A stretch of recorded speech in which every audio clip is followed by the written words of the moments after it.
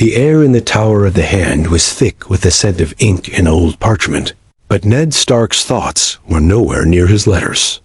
He stared at the page before him, the words blurring into meaninglessness. Cersei Lannister's confession echoed in his mind. Joffrey, Myrcella, and Tommen, all born of Jaime, not Robert. The truth was a dagger, sharp, heavy, dangerous.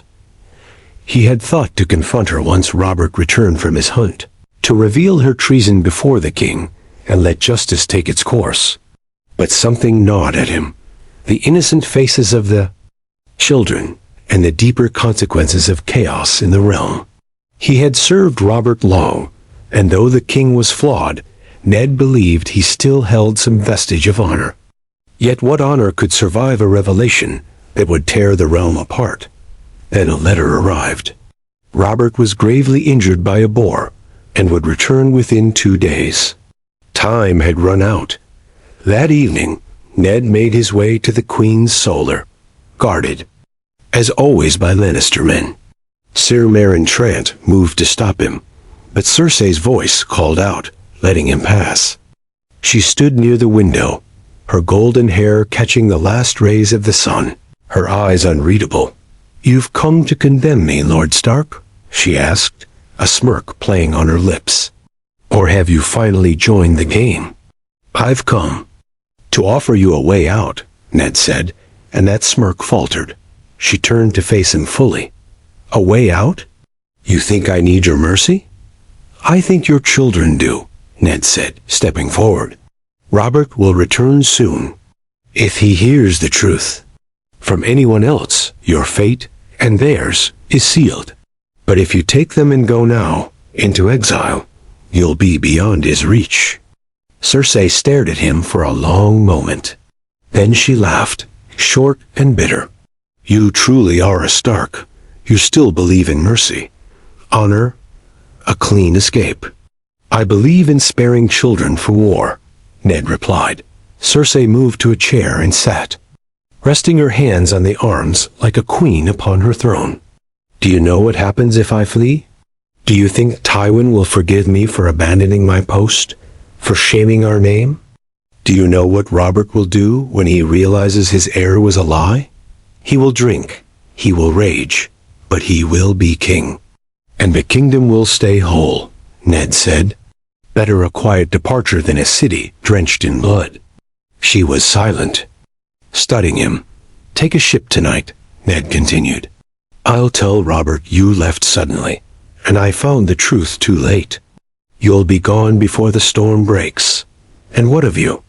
She asked. "What happens when he finds out you knew?" "I'll bear it," Ned said quietly. Cersei tilted her head. "You would risk your life for me?"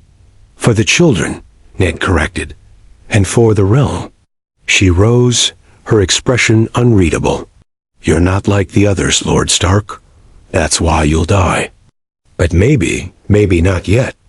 That night, under the cover of darkness, Cersei prepared to flee. A single ship waited in Blackwater Bay, its crew paid in Lannister gold. She took only her children and a few trusted retainers. Jaime, furious, refused to leave, but Cersei kissed his cheek and said goodbye. When Robert returned the next day, half-conscious and raving from wounds and wine, Ned met him in the royal chambers. The king's eyes were bloodshot, his breath reeking of sour wine and fever. "Where is she?" Robert growled. "Gone," Ned said.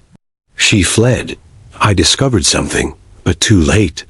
She's taken the children and vanished." Robert's face contorted with pain, physical and emotional. "She left me?" "She feared you," Ned said. "Feared what you would do if you learned the truth." Robert collapsed back into his pillows, groaning. "I should have killed her years ago." But he did not rage. The wound had taken much of his fire. He slipped in and out of lucidity. Before long, he was dead. Ned was named Lord Protector, as per Robert's final decree. The Iron Throne sat empty. Joffrey vanished across the sea. The lords were furious. Littlefinger pressed him to name Stannis. Renly whispered that he had support enough to claim the throne himself, but Ned held firm. The realm needed peace, and he would ensure a great council decided its fate. For now, the Red Keep was silent. The city was calm, but across the narrow sea, a lioness plotted her return. The voyage across the narrow sea was swift and silent. Yet for Cersei Lannister, every wave that rocked the ship felt like judgment. The winds that once carried pride in her golden hair now howled of disgrace. She stood at the prow, Myrcella asleep in her arms, while Tommen huddled nearby under blankets. Joffrey paced restlessly, biting his lip until it bled. He did not understand why they were running. He demanded answers. But Cersei had none to offer that would soothe his pride. In the darkness of exile, far from the halls of power, Cersei realized something terrifying. Her children were no longer the keys to her legacy. They were her only companions in defeat. Back in King's Landing, the capital held its breath. Ned Stark convened the small council in the wake of Robert's death. The Lord Protector wore grief like his cloak, dignified but heavy. With the Lannister queen fled and no heir on the throne, the balance of power had fractured. Littlefinger, ever the spider in the web, spun tales of opportunity. Renly Baratheon came before the council, bold and confident, offering his claim backed by Tyrell gold and Reachman swords. But Ned did not bend.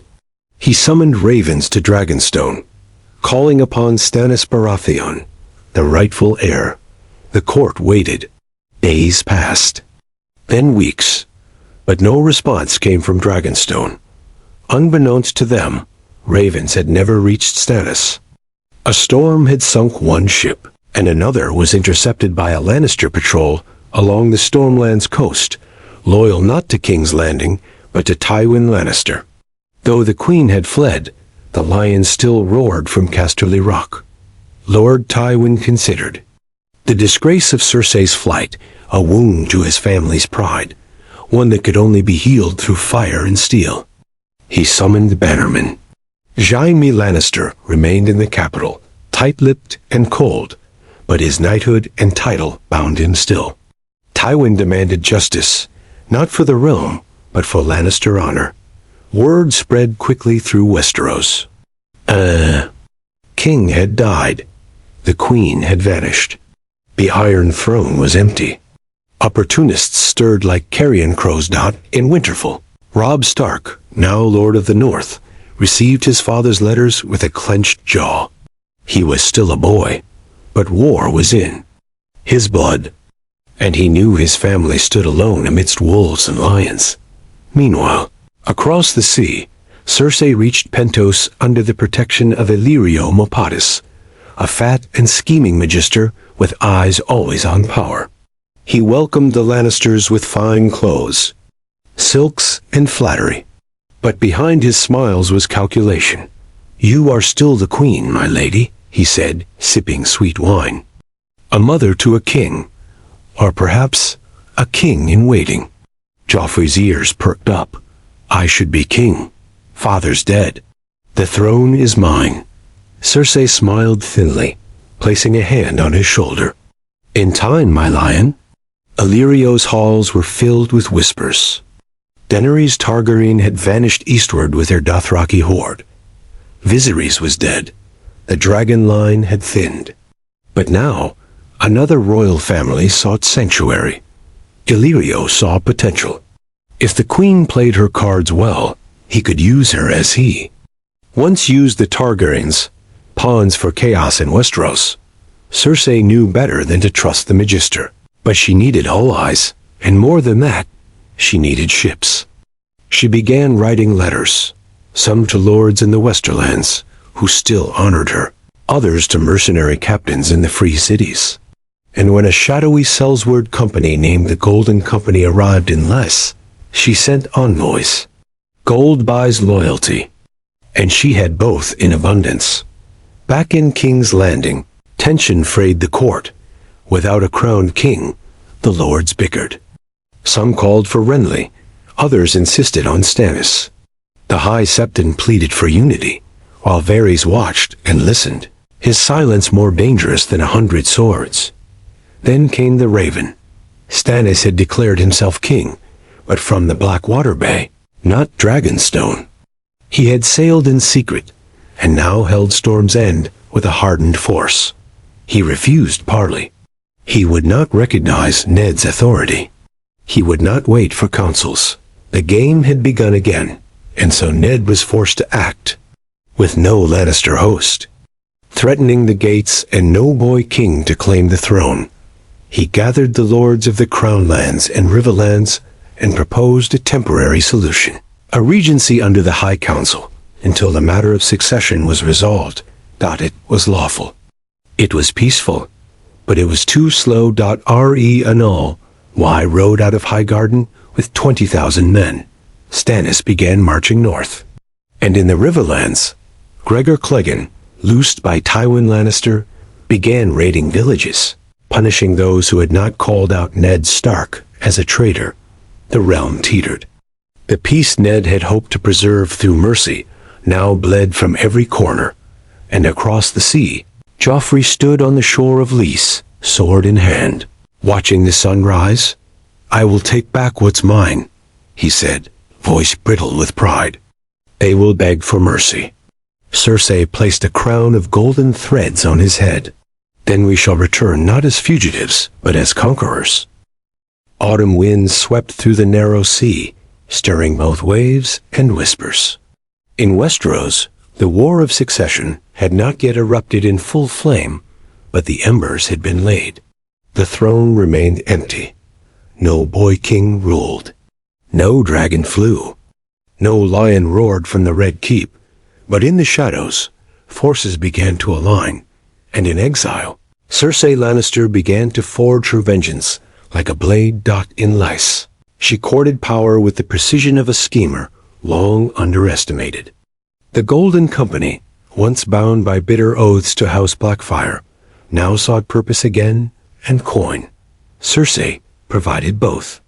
Their captain, a seasoned veteran named Myros, saw the fire in Joffrey's eyes and the gold in Cersei's hand.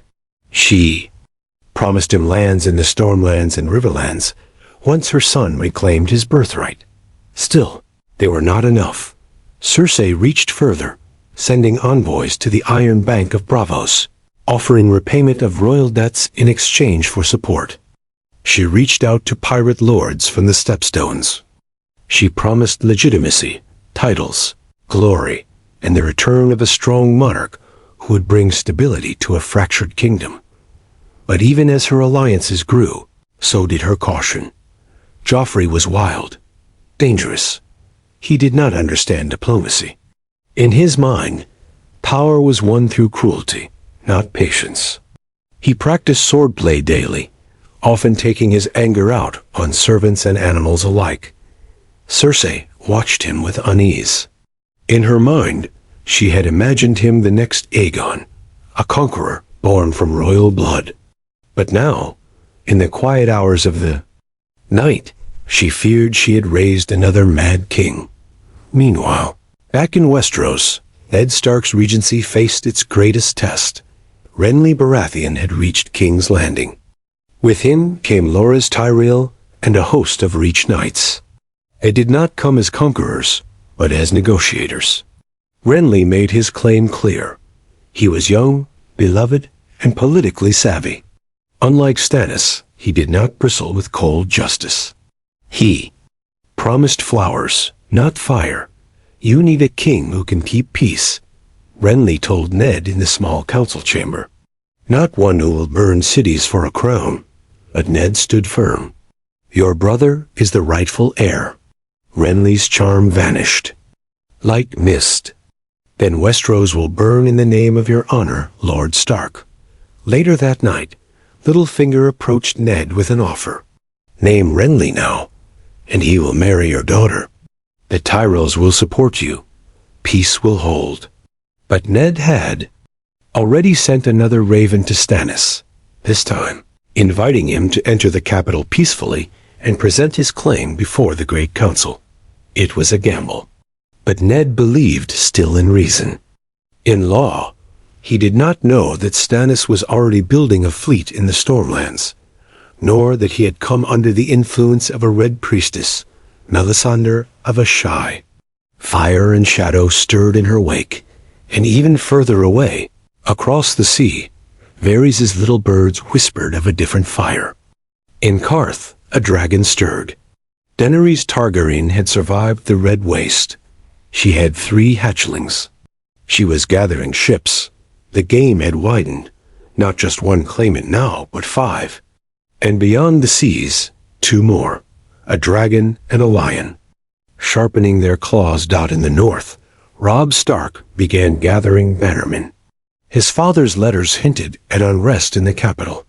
He feared for Arya and Sansa, still in the Red Keep. He feared for the north if war came. And so, with Grey Wind at his side, he summoned the great houses, Umber, Karstark, Manderly. They answered his call, not yet for war, but for readiness. Then came news from the Riverlands. Lannister forces, acting without crown sanction, had burned villages near the Trident. The Mountain rode again. Edmure Tully called for aid, and Robb had to choose, wait for his father's command, or defend the realm on his own terms. He chose the sword. With 20,000 men, Robb Stark rode south. Not as a rebel, not yet, but as a warden fulfilling his duty. The war had not begun, but the board was set. And while the wolves gathered in the north, and the brothers Baratheon circled the throne, and the Dragon Queen awakened her fire, Lioness stood in exile, watching the stars. "They think I am beaten," she said softly to Myrcella, braiding her hair. "But they forget. The lion is always most dangerous when cornered." At dawn, her fleet departed Lys, not for Westeros yet, but to seize a stronghold in the disputed lands. Cersei would build a base of power abroad, raise Joffrey's claim from the ashes, and return not as a mother in mourning, but as the queen who rose from ruin. Back in King's Landing, Ned Stark stood atop the Iron Throne steps, watching a city in uneasy quiet. He did not yet know the tide that approached from across the sea. Smoke curled upward from the hearth in Ned Stark's solar, but the warmth could not reach his thoughts. The Red Keep had grown colder with each passing day, though the sun still beat hot upon the city walls. Word from the realm arrived like a flood, disjointed, alarming, relentless. The Riverlands burned under the boots of Lannister outriders. Robb marched south with a northern host. Stannis had begun constructing siege engines in Shipbreaker Bay. Renly lingered in the Reach, playing a game of roses and alliances. And still, no king ruled. Ned had hoped for calm in the aftermath of Robert's death, hoped that law and reason might hold long enough to decide the succession with wisdom. But the realm was no longer a sleeping beast. It had awakened, snarling and fractured, with hungry men pulling it toward every direction. Even the small council had begun to splinter. Varys remained maddeningly neutral, offering riddles and rumors. Grand Maester Pycelle mumbled loyalty to Stannis, but acted with a slowness that suggested deeper loyalties. Littlefinger had vanished from court entirely, disappeared under the pretense of collecting debts, but Ned knew better, and Cersei's absence loomed like a ghost in the halls. Her flight had created a vacuum, one not easily filled. Nobles gossiped. Some said she had taken her own life. Others whispered she had gone to join Daenerys across the sea. Only Ned knew the truth. He had let her go. The consequences of that choice were coming ashore, in the free cities. Cersei's plan had begun to bear fruit. The Golden Company seized control of a small but strategic port near Myr. Establishing a Lannister-controlled holdfast, they renamed Lion's Rest. With it came access to shipyards, coin, and the loyalty of mercenary fleets. The Golden Lion banner flew once more, not over Westeros, but above a foreign fortress. Illyrio Mopatis, sent word to both Varys and Daenerys. The lioness was no longer just a guest. She was a contender. And in a bitter irony, Varys realized that his attempt to remove Cersei from power had not ended her threat. It had globalized it. By now, Joffrey styled himself king across the sea and held court daily in lions. Rest. His crown was forged anew, thin and sharp, made of eastern steel. He gave speeches before hired audiences, boasting of his future invasion, threatening death to traitors like Ned Stark and Stannis Baratheon. Cersei watched, silent, behind a mask of pride. But within, doubt bloomed like rot. Joffrey's violence grew bolder. One of their captains had refused an order and was later found drowned. He had begun tormenting Myrcella, calling her weak, soft, useless. Tommen cried often and had grown fearful of his own brother. Cersei had wanted power, not this. Not a mad king. Back in King's Landing, Arya had vanished. She had slipped from the Red Keep under the chaos of a city unsure of its future. Sansa remained, quiet, pale, observant. Without Joffrey, her betrothal no longer bound her to the crown, but she was still a ward of the court. Ned kept her close, fearing what might happen should Stannis or Renly view her as a political pawn. One evening, Maester Luwin's raven arrived from Winterfell. Bran had awakened, crippled but alive. The news brought a rare smile to Ned's lips. Yet it lasted only a breath, as Rod's army crossed the neck and began its descent into war. The Riverlands had erupted. Tywin Lannister had named his own war council, declaring, Ned Stark, a usurper who had conspired to abduct the Queen and threaten her children. The Lords of the West answered his call, but without a boy king in the capital, Tywin's cause had no royal face. So the old lion did the unthinkable. He offered marriage between a Lannister cousin and Margaery Tyrell, and named his puppet son Martin Lannister as protector of the realm. The boy was 12, weak of will, and under Tywin's control. The Tyrells agreed, seeing opportunity to shape the throne. Now, 3 thrones stood before the realm. Stanni, in Dragonstone, with fire in his hands and justice on his lips. Renly in Highgarden, with flowers in bloom and ambition in his eyes. Tywin's boy puppet, Martin, held aloft on a makeshift throne of alliances and empty oaths. And across the sea, the 4th throne waited in silence. Joffrey Baratheon, crownless, but not powerless. Young, arrogant, and bloodthirsty. Ned stood in the godswood of the Red Keep, praying to old gods that did not answer this far south. He had sent letters to Robb, cautioning restraint, seeking time. He had written to Riverrun, to Dorne, to even the Iron Islands. All he received were promises, and the sounds of steel being sharpened. Peace had been the path. Mercy had been the choice. But now that path lay buried under armies. And in the east, aboard a massive flagship renamed the Golden Fang, Cersei stared at Westeros from afar. We sail before winter, she told the Golden Company. Joffrey will take what was stolen from him. Myrcella wept silently. Tommen clutched a lion doll in the corner. Cersei lifted her goblet to the stars. To return, she whispered, to fire and vengeance. Winter's breath had begun to kiss the high passes of the Vale, and the mountain snows whispered of things to come. Across the realm, harvests were rushed, levies summoned, and oaths tested. What had once been a slow unraveling had become a rupture. Open, bleeding, impossible to bind. The Iron Throne sat hollow, and into that void, 4 kings and a queen across the sea prepared to stake their claims. In the north, Robb Stark rode beneath the banners of his father's vassals. The direwolf howled beside trout and bear, sunburst and weeping willow. At the Trident's edge, Robb met with Lord Hoster Tully and Edmure, his uncle. And for the first time in his young life, the boy spoke as a commander. "I do not march to crown myself," Robb said before the great hearth of River Run. "I march to protect the realm and to bring justice to those who burn it. But justice in war is a matter of perspective." Tywin Lannister had no intention of meeting the northern host in fair battle. His strategy was movement, fast strikes, cruel raids, burning crops and villages to cripple the lords who answered Stark banners. The mountain and seer Amory Lorks swept through the riverlands like fire through dry wheat, and where they passed, only ashes remained.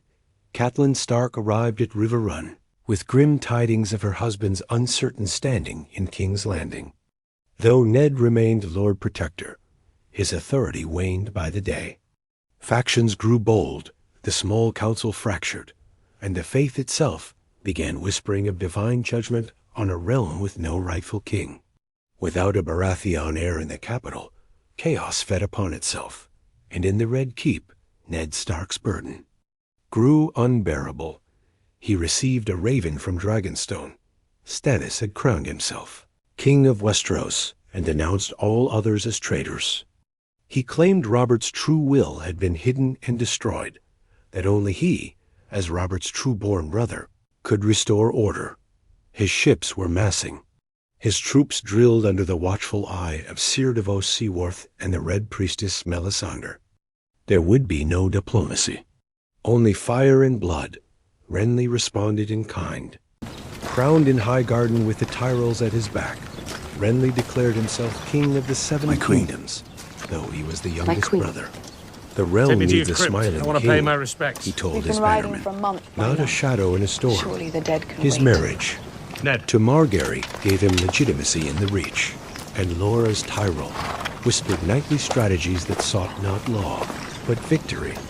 Ned's plan for a peaceful regency had crumbled. Each claimant denied the others. Letters turned to accusations. Accusations turned to troop movements. And troop movements became declarations of war. Then came news from the east. Cersei's fleet had departed from the disputed lands under Golden sails. With her sailed the Golden Company, 10,000 strong, hardened by decades of exile and free of Westerosi loyalties. The world had laughed when the Queen fled King's Landing. They did not laugh now. Joffrey styled his Grace Joffrey, of the House Baratheon, first of his name, King of the Andals and the First Men, announced his intent to reclaim his birthright.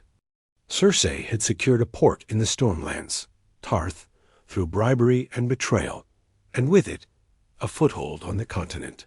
Her forces disembarked quietly, seizing the surrounding villages under the cover of night and planting a lion.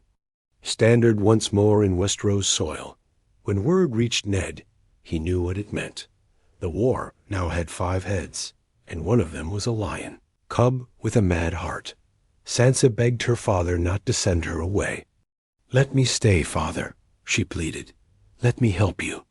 But Ned had already arranged it. With Varys' aid, she would be escorted north in secret with a merchant train, hidden from the chaos to come. He could not risk her being used as a piece on the board, not as the storm gathered around them. Arya remained missing. Rumors said a boy with a sword had been seen fleeing through Flea Bottom. Some claimed she had boarded a ship to Braavos. Ned only prayed she was alive. In council chambers, the remaining lords argued until their voices cracked. Pycelle urged recognition of Stannis. Varys argued neutrality. Sir Barristan Selmy insisted the Kingsguard swore no fealty to any but a king. And with no crowned king present, the sword at his hip remained sheathed. Yet even Selmy could not ignore the news. From the Stepstones, Cersei's ships were multiplying. A second fleet had been sighted, bearing siege engines. And worse still, Illyrio Mopatis had reportedly offered ships to Joffrey as well. The war that Ned had tried to prevent now had fronts across oceans. And yet, amid all this, a new whisper reached the court.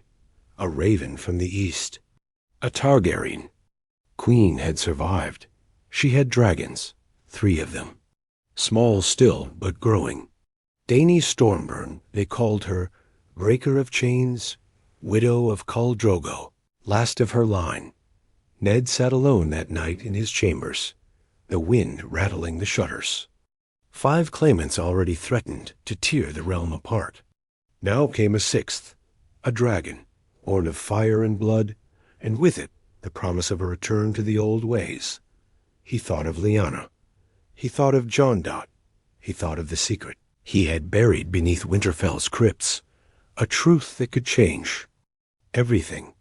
But the realm was not ready. It would never be ready.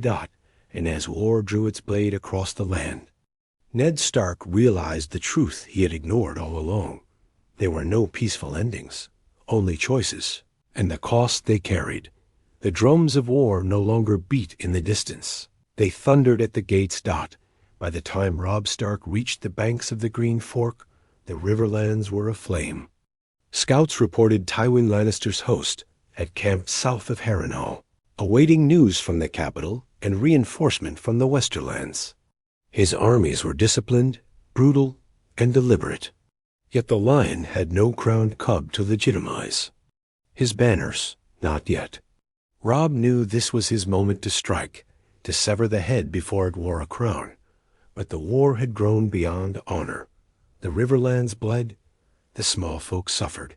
Refugees flooded northward, fleeing pillage and fire.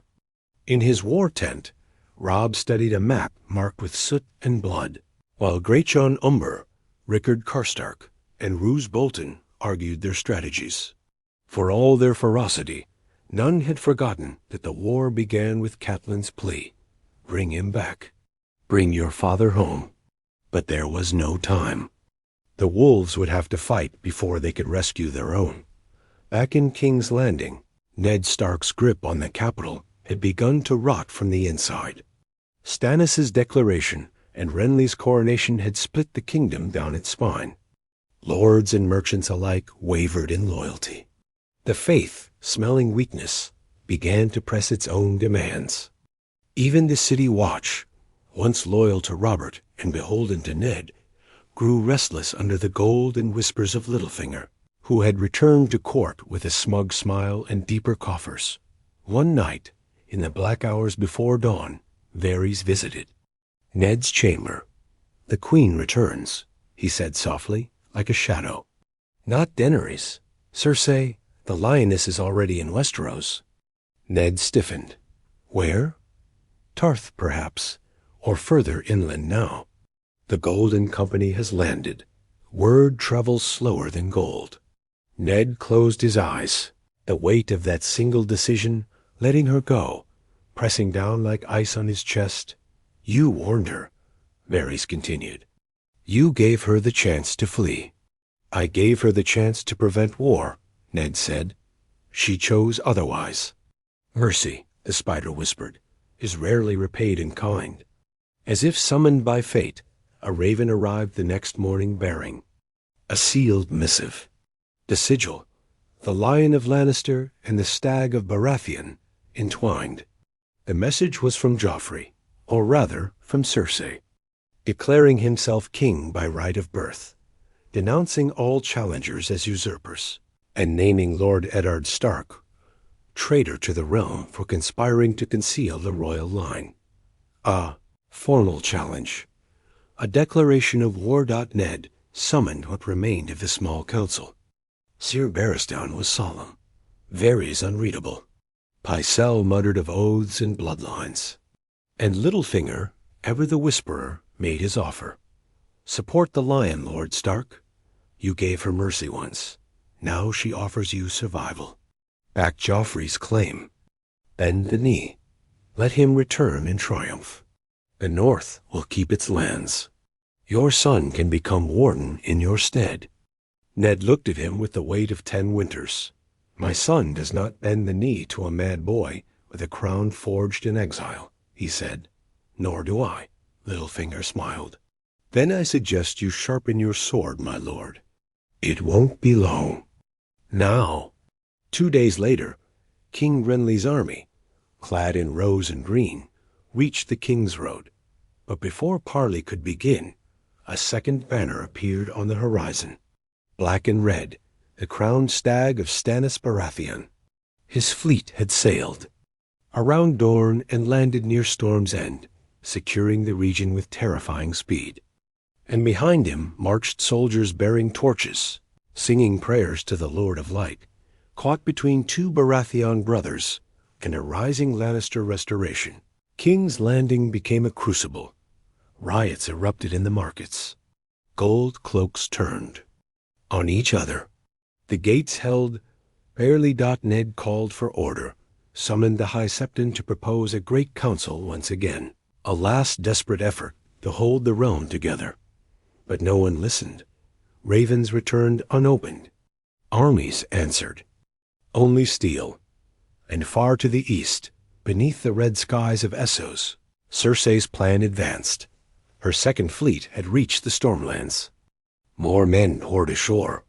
The Golden Company sacked Ringwood and marched inland, pushing toward Griffin's Roost. Joffrey had begun executing prisoners, demanding tribute from every captured village. But their greatest move was still hidden. A secret envoy had reached Dorne. Ser Aerys Oakheart of the Kingsguard, once loyal to Tonnin, had been sent to Sunspear. With him came a letter, sealed in gold. A proposal.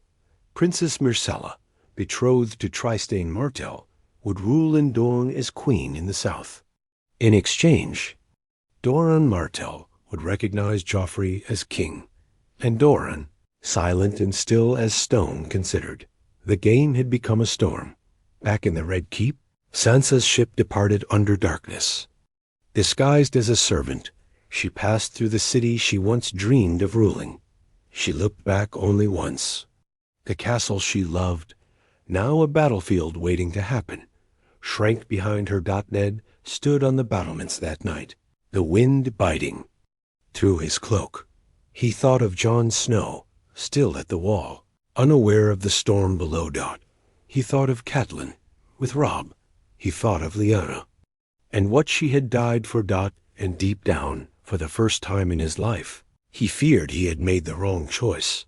Ser Aerys Oakheart of the Kingsguard, once loyal to Tommen, had been sent to Sunspear. With him came a letter, sealed in gold.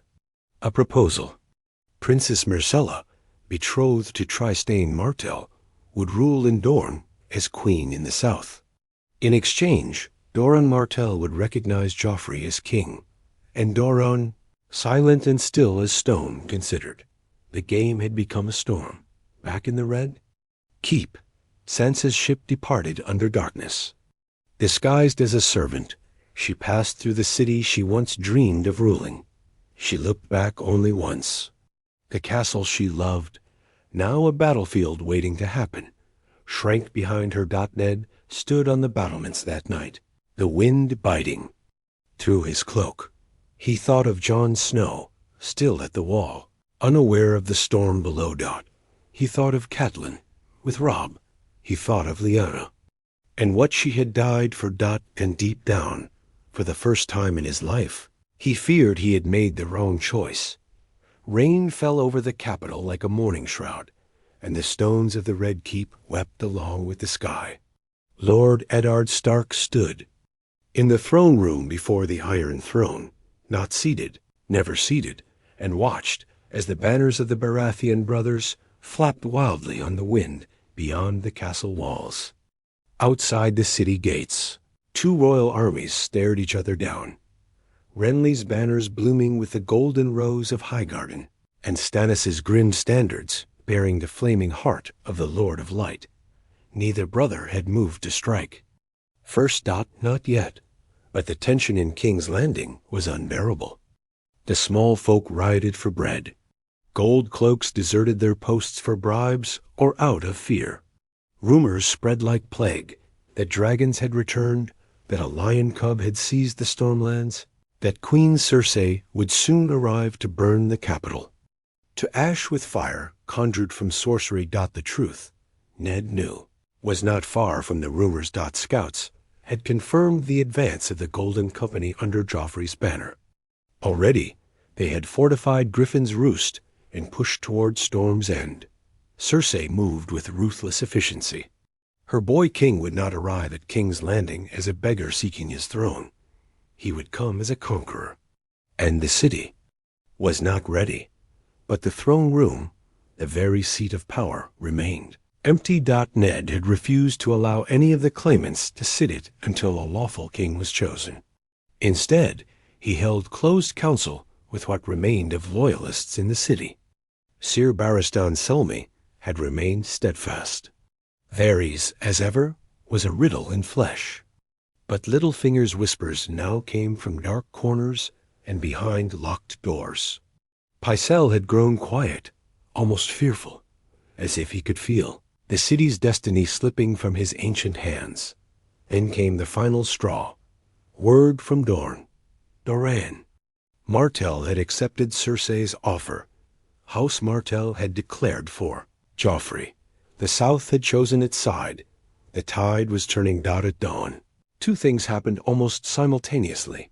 First, a raven arrived from River Run. Robb Stark had crossed the twins. Lord Frey had opened the gates in exchange for betrothal promises. Robb had marched through the Riverlands, defeated Jaime Lannister's vanguard near Oxcross, and laid siege to Harrenhal. Tywin's host was scattered, and the North's momentum surged. Second, Renly sent word to Ned, a request for alliance. A secret meeting, no guards, only words. Ned, desperate for unity, agreed. That night, beneath the moonlight in the Godswood of the Red Keep, Ned met Renly Baratheon alone. The younger Baratheon was calm, confident, dressed in a green cloak lined with golden leaves. He spoke plainly. Stannis would burn the city for a throne. You know this, Ned nodded, but you have no legal claim. You are your brother's youngest son. I have 10 times his charm and 20 times his support, and I can give you peace. Ned's jaw tensed. And the crown? Name me king. Let us rule together, you as hand. I will marry your daughter. The North will remain secure, the Riverlands untouched. No bloodshed. It was tempting, but Ned Stark had always chosen honor over ease. I will not crown a man while his elder brother lives, he said. Renly smiled, cold and sharp. Then you will drown in fire, and the people will curse your name as the man who doomed them with honor. He turned and left. No hand was shaken. The next day, Stannis' catapults rolled into sight from the eastern ridge. War had come to King's Landing. And then, as if summoned by fate itself, sails appeared on the horizon, gold and crimson. The Lion of Lannister. The fleet of Cersei and Joffrey had arrived at Blackwater Bay. From the ramparts, Ned watched in stunned silence. They had come not with 3 ships, but with dozens. Ships outfitted with siege towers, with scorpions and trebuchets, with mercenaries and war elephants.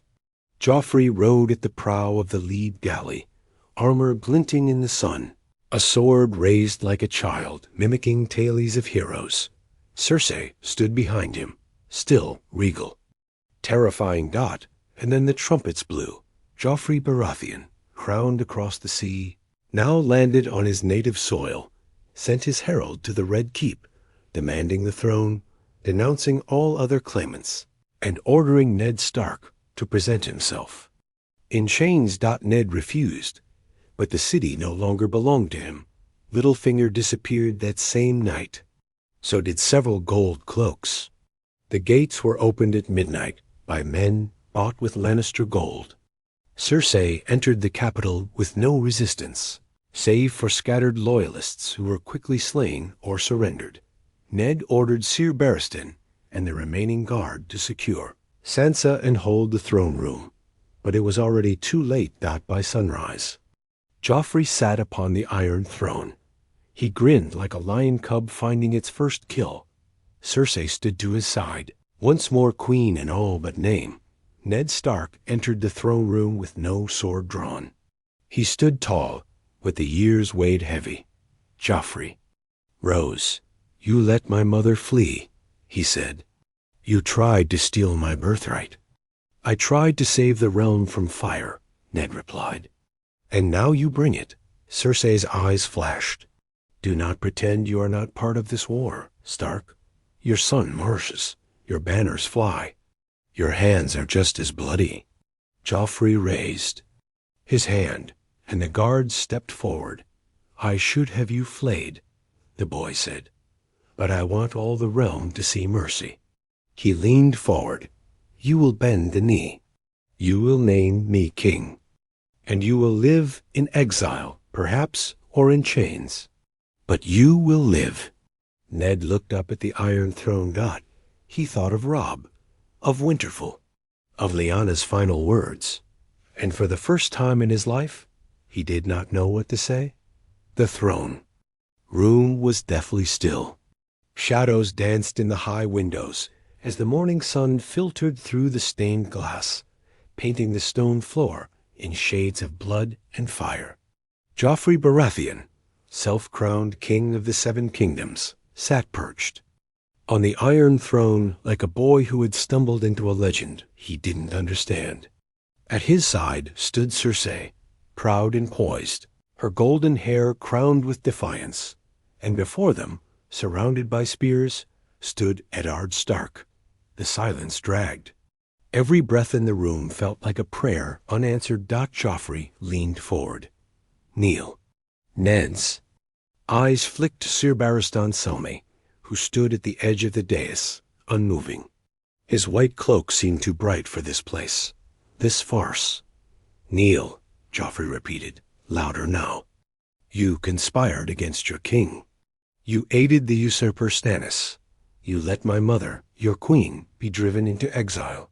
Ned's voice was low, even. I did what I thought would save the realm. You are not the realm, Joffrey. Snapped. I am.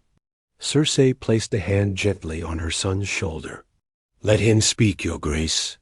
Let the world hear his submission. But Ned Stark had not come to beg. He had come to choose. For days he had weighed the consequences. The war already boiling across Westeros, the blood that had been spilled, and the greater storm still to come. He thought of Robb marching through the Riverlands, sword in hand, heart full of the North. He thought of Arya, lost in the chaos of the city.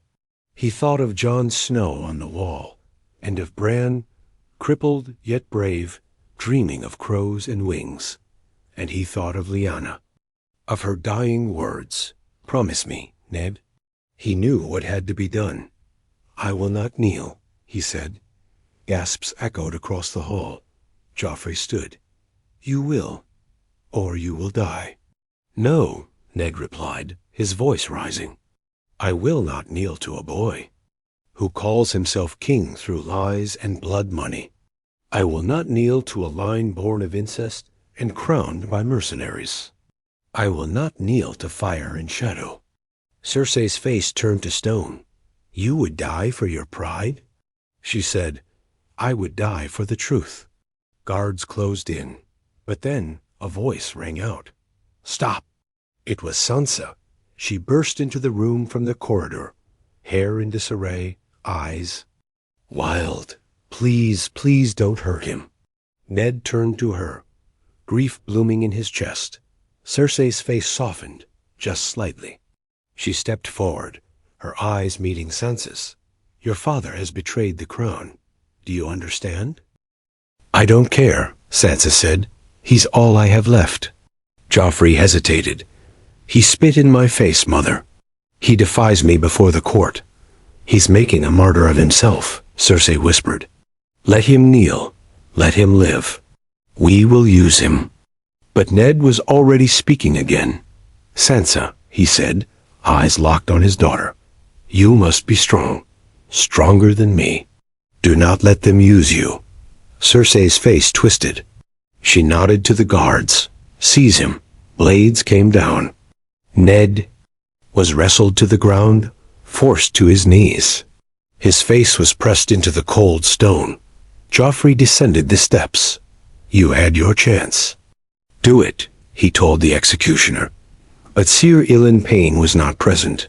Instead, Joffrey looked to someone else. Sir Meryn Trant, sword already drawn. Then the doors burst open. A direwolf's howl split the air. Chaos. Rya. Dressed in rags. A blade in her hand, darting through the confusion, cutting through the guards like a whisper.